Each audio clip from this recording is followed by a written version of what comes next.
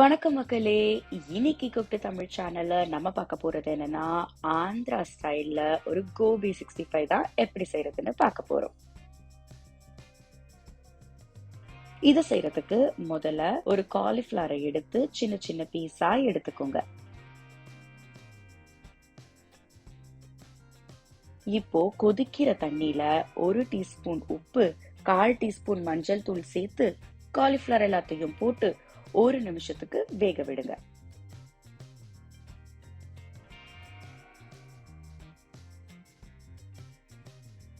அதுக்கப்புறம் எல்லா பீஸையும் வெளியில எடுத்து தனியா வச்சிருங்க.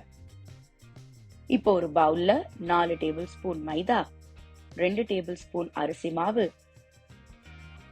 4 டேபிள் ஸ்பூன் கார்ன்ஃபிளவர், 2 டீஸ்பூன் இஞ்சி பூண்டு பேஸ்ட், 2 டேபிள் ஸ்பூன் தயிர், 1 டேபிள் ஸ்பூன் காஷ்மீரி மிளகாத்தூள், 1 டீஸ்பூன் கரம் மசாலா, 1 டீஸ்பூன் சீரகத்தூள், 1 டீஸ்பூன் தனியாத்தூள், 1 டீஸ்பூன் உப்பு போட்டு தண்ணி ஊத்தி நல்லா கெட்டியா மிக்ஸ் பண்ணிடுங்க.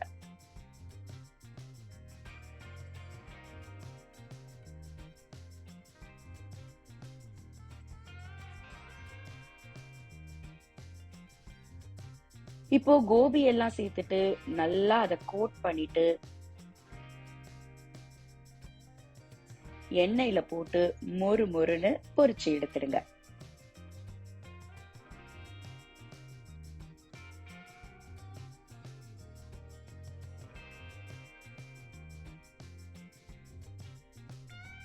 அடுத்ததா 1/2 கப் தயிர், 2 teaspoon cornflour, 2 table spoon ketchup போட்டு மிக்ஸ் பண்ணி வச்சுக்கோங்க.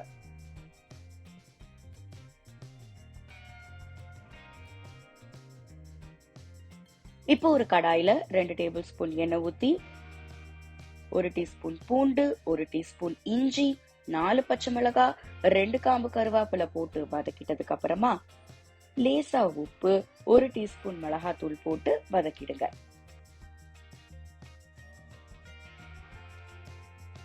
இப்போ அந்த தயிர் மிக்ஸ்சரை இதுல சேர்த்துட்டு நல்லா மிக்ஸ் பண்ணிடுங்க. இப்ப கோபி எல்லாம் சேர்த்து போட்டுட்டு நல்லா மிக்ஸ் பண்ணணும்.